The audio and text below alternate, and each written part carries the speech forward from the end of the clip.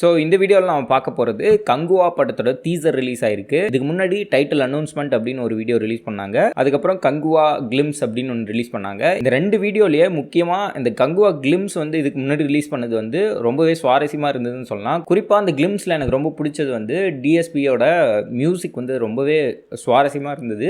அருண் ராஜா காமராஜா வாய்ஸில் வந்து அது ஒரு வாய்ஸ் ஓவர் மாதிரி ஒரு பாட்டு பாடுற மாதிரி ஒரு துதிப்பாடல் மாதிரி இருந்தது அந்த பாட்டு.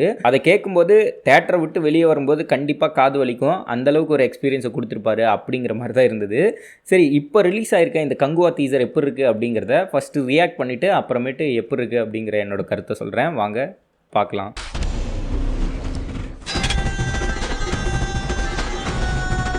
இந்த டீசர் பார்க்கும்போதே வந்து ஃபஸ்ட்டு மைண்டுக்கு வர்றது விஷுவலை தாண்டி இதில் இருக்கக்கூடிய மியூசிக் தான் எனக்கு வந்து ரொம்ப இம்ப்ரெஸ் பண்ணுது அப்படின்னு சொல்லலாம்.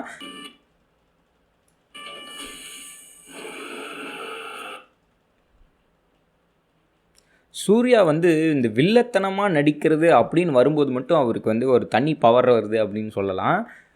வில்லன் கேரக்டரை வந்து பயங்கரமாக எஃபர்ட்லெஸ்ஸாக பண்ணுறாரு அப்படின்னு சொல்லலாம். இந்த கேரக்டர் வந்து வில்லனிக்காக இருக்குது அப்படின்னு சொல்கிறதா, இல்லை அந்த காலத்தில் இப்படி தான் இருப்பாங்க அப்படின்னு சொல்கிறதான்னு தெரில. பட் இந்த லுக்கு, அவர் கொடுக்கக்கூடிய அந்த மேனரிசம் எல்லாமே வந்து தனித்துவமாக தெரியுது.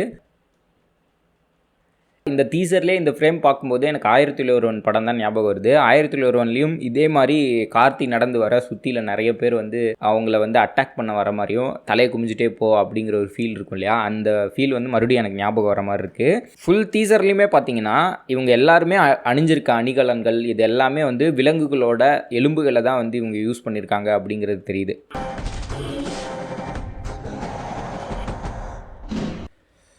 எப்பா, ஒரு மாதிரி சைக்கோத்தனமான ஒரு டீசர் அப்படின்னு சொல்லலாம். ஒரு ஹீரோ வில்லன் அப்படிங்கிற மாதிரிலாம் இல்லாமல் பார்க்குற எல்லாருமே வந்து ஒரு கொடூரமான ஆட்களாக இருக்காங்க இந்த படத்தில். இந்த டீசர் ஃபுல்லாகவே அப்படி தான் இருக்காங்க அப்படின்னு சொல்லலாம். விஷுவலுமே அப்படி தான் இருக்குது. நீங்கள் பார்த்தீங்கன்னா ஒவ்வொரு விஷுவல்லையும் மண்டவோடு எலும்பு இந்த மாதிரியான விஷயங்களை வச்சே ஃபுல் டீசரும் இருக்குது. படம் பார்த்து முடிச்சுட்டு வரும்போது ஒரு 2 நாளைக்கு மண்டைக்குள்ளே இந்த மாதிரி ஒரு வைப் இருக்கும் அப்படின்னு நினைக்கிறேன். ஸோ இந்த டீசரில் இருக்கக்கூடிய விஎஃப்எக்ஸ் ஒர்க் எப்படி இருக்குது அப்படின்னு கேட்டிங்கன்னா, இந்த தண்ணியில் இருக்கக்கூடிய போர்ஷன்ஸ்லாம் காட்டுறாங்க இல்லையா, அதெல்லாமே வந்து ரொம்ப நல்லாயிருக்கு. குறிப்பாக ஃபஸ்ட்டு ஒரு 2-3 ஃப்ரேமில் பார்த்தீங்கன்னா தண்ணிக்குள்ளே, அதாவது கப்பல்லேருந்து குதித்து தண்ணிக்குள்ளே நீந்தி போகிற மாதிரி ஒரு ஃப்ரேம்ஸ் இருக்குது. அதெல்லாம் வந்து ரொம்ப நல்லாயிருக்கு அப்படின்னு சொல்லலாம்.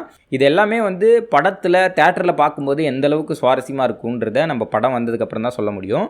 இப்போ ரிலீஸ் பண்ணியிருக்க கிளிம்ஸ் ஆகட்டும், இந்த டீசர் ஆகட்டும், இந்த வியர்டான இந்த காட்டுவாசிகள் சம்மந்தமான ஒரு விஷயத்தையே காட்டிக்கிட்டு இருக்காங்க. ஆனால் சிறுத்தை சிவா பேட்டி கொடுக்கும்போது இந்த போர்ஷன்ஸ் எல்லாமே படத்தில் ஒரு கொஞ்சம் இடத்துல தான் வரும், மற்றது எல்லாமே வந்து வேறு கதையாக தான் இருக்கும், ரியல் வேர்ல்டில் தான் இருக்கும் அப்படின்னு சொல்கிறாரு.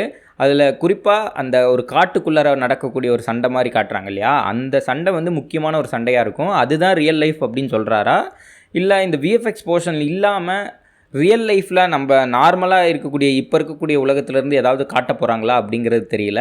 அப்படி கொஞ்சம் போர்ஷன் தான் இந்த விஷயங்கள்லாம் வரப்போகுது அப்படின்னா, வரக்கூடிய எல்லா ப்ரொமோஷன்ஸ்லையும் இதையே காட்டிகிட்டு இருக்கும்போது படம் பார்க்குறவங்க என்னடா இந்த போர்ஷனுக்காக தான் நம்ம படத்துக்கு வந்தோம், இது கொஞ்சம் தான் இருக்குது அப்படின்னு ஏமாந்துட மாட்டாங்களா அப்படிங்கிற கேள்வியெல்லாம் இருக்குது. சூர்யா அவர்களுடைய வில்லனுக்கான இந்த கெட்டப்பு, இந்த கேரக்டரைசேஷன் எப்படி இருக்க போகுது, போன கிளிம்ஸில் வந்து அவர் நலமான்னு கேட்கும்போது இருக்கக்கூடிய அந்த வைபு, இந்த டீசரில் அவர் கடைசியாக கொடுக்கக்கூடிய ஒரு ரியாக்ஷன், இது எல்லாமே வந்து இந்த படத்து மேலே ஒரு எதிர்பார்ப்பை உருவாக்குது.